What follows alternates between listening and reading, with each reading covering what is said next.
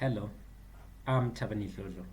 Thank you for joining me in this demonstration of my work so that you can have an appreciation of the services that I have on offer.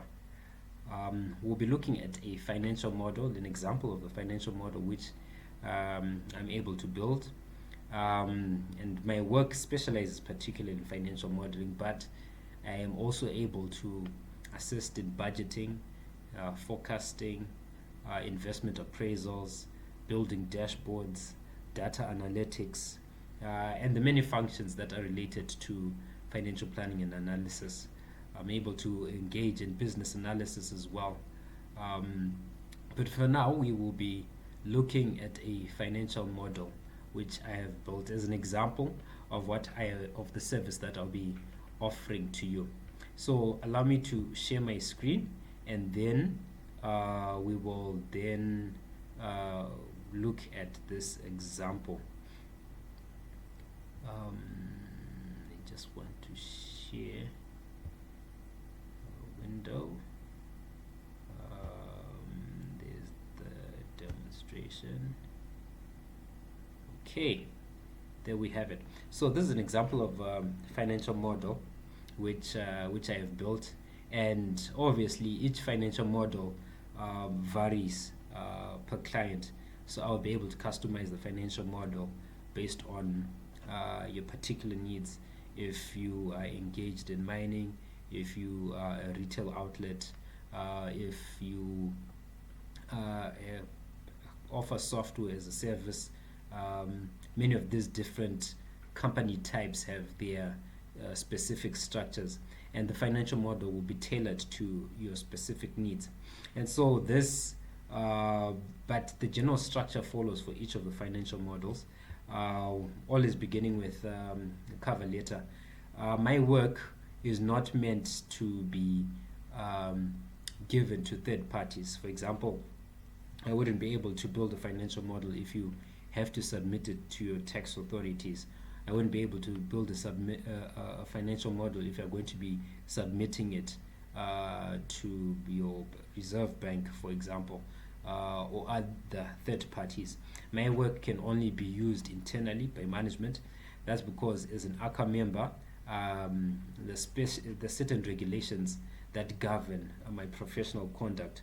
At this stage, I'm not licensed to um, prepare material whereby clients take this to third parties, but I am able to prepare material and assist management in internal processes for internal management to make decisions. So I think that's the major highlight that I would like to make on the cover letter is I assist you with the different financial planning and analysis needs that you have. Now, each financial model will begin with the dashboard. This is so that those with the non-financial background and even those with the financial background are able to quickly see the major highlights of the financial model. So you'll have your income statement graph from your income statement to your sales, for example, is being shown there. There's your gross profit that's there. There's your earnings before interest, tax, depreciation, and amortization.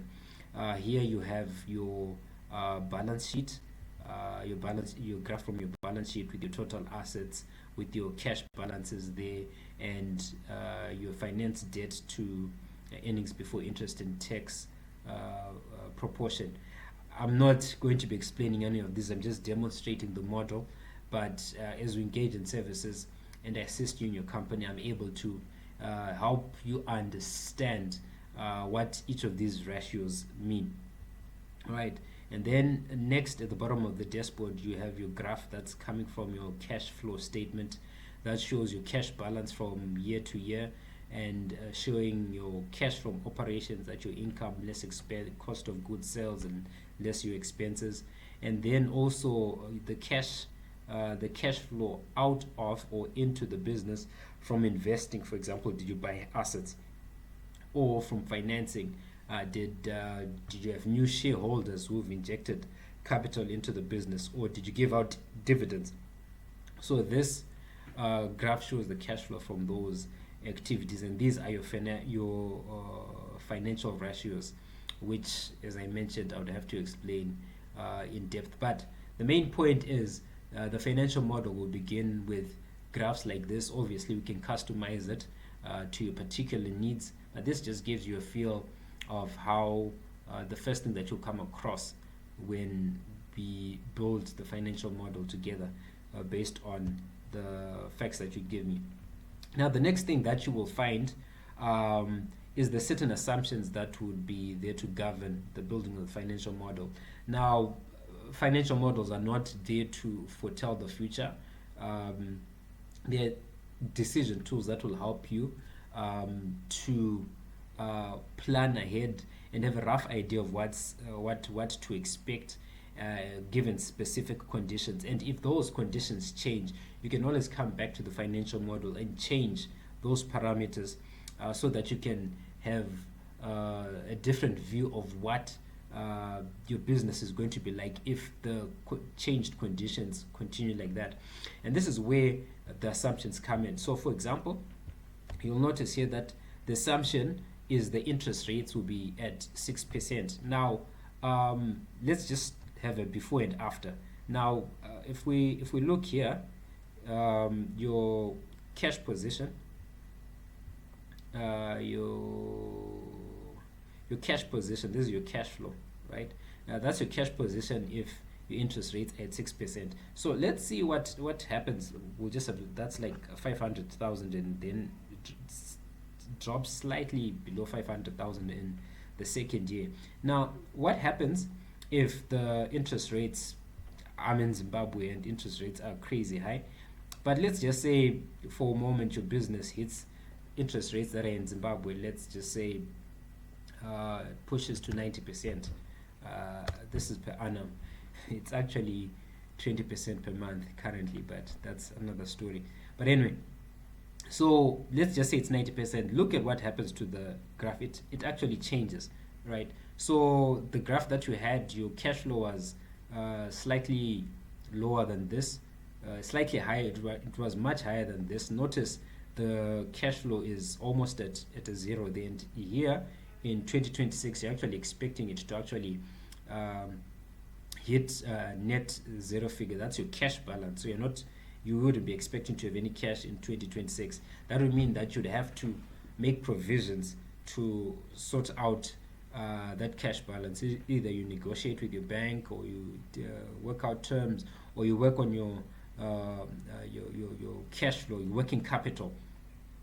That's if it changes to 90%. So let's just take it back to 60%, and you'll see your graph changes. So your parameters here will determine how the financial model then is built based on these parameters here. That's your tax. We'll be assuming that your tax, it can be whatever country that your business is based in, will then put the appropriate tax levels there. And there's your working capital. If it depends on how you're managing your working capital. Each business obviously has different working capital cycles. Your accounts receivable from one industry to another is different. Your fast moving consumer goods is definitely different from a mine that has to that gets paid in a longer over a longer period of time, and a longer period where your debtors are outstanding. So based on your business, your working capital days would obviously differ, and would have to sit down and talk it through so we understand the nature of your business. So those are the assumptions. Then after your assumptions, you then come to your traditional financial statements. Your income statement will be there, definitely summarized so that it's easy to read. Your balance sheet and your cash flow statements. It would be best if I have at least at the very least 2 years historical data to work with. 3 years are even better, and the more the previous years of historical data, the better it is that you can use that historical data as forecast. So these years that are written here are actual figures, and F is for forecasted figures in the years to come based on the trends built from the data given in the first 3 years or in the historical years. So that was your income statement, and then there's your balance sheet as well, and then at the bottom is your cash flow statement. Then after your cash flow statement, there's a section where there's your ratios, where there are these spark lines. These are called spark lines that give you the general trend. So generally your revenue growth will be going up here. There's a general increase in these different ratios. Then here there's your banking ratios. That's going to affect your cash flow and your growth rate, your revenue growth rate, your profitability, your revenue to assets. All of these will be reflected here under your financial statements.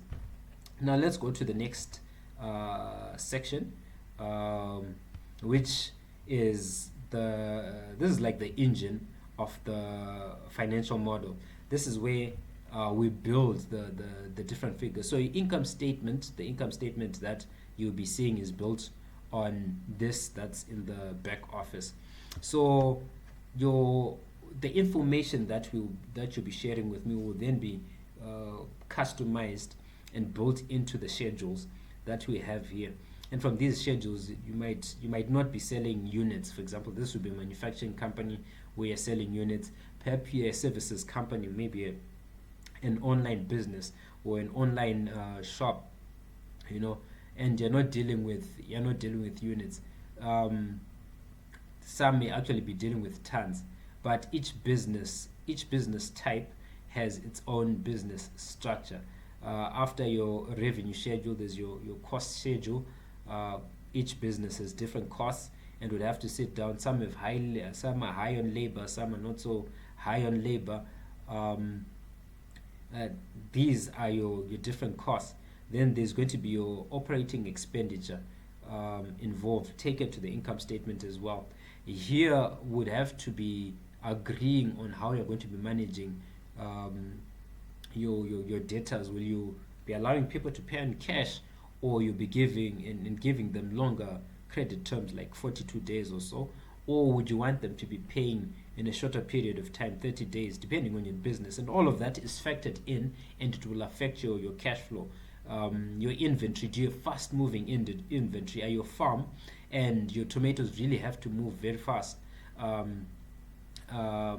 Or you have inventory that can stay much longer, like maybe a jewelry shop. All of that is affected. All of that is factored into this, and then you've got your factory, your fixed assets, your fixed asset schedule. Let me just demonstrate another aspect where to show how things vary based on the inputs that we've put. So currently this is your depreciation, where we're assuming assets depreciate over 10 years. Let's just say you let me know that, look, 10 years is just too much for your type of business, and your depreciation is over 5 years. If you look at the depreciation, that's 20,000. So when we just come here, all you just have to do is just change that to 5 years, and you go back to schedule, and voila, it's moved from 20,000 to 40,000 depreciation in 1 year. So it just makes it easy for you to move to see the financial impact of the different for the changes in different variables. Let me put this back to 10 before I forget. Okay, and then there's your income tax schedule. Obviously, it depends what country you're in. You would have to work together and ascertain the tax regime in each country, but tax is also computed in there. And then you have your equity schedule, and so that's it. All of that then builds up to input it into the income statement, and then finally the graphs draw the information from the income statement. And so that's it from this financial model. As I said, my other services greatly assist. There's like your dashboards, there's forecasting. Maybe you don't want something as elaborate as this. Maybe you just want forecasting for the year, or right now as I'm making this presentation, this is like 22nd of October. Maybe you're now in the budgeting process and you need assistance with your budgeting. Please get hold of me and I'll be able to assist you with that. thank you for joining me, and look forward to hearing from you on Upwork. Thank you.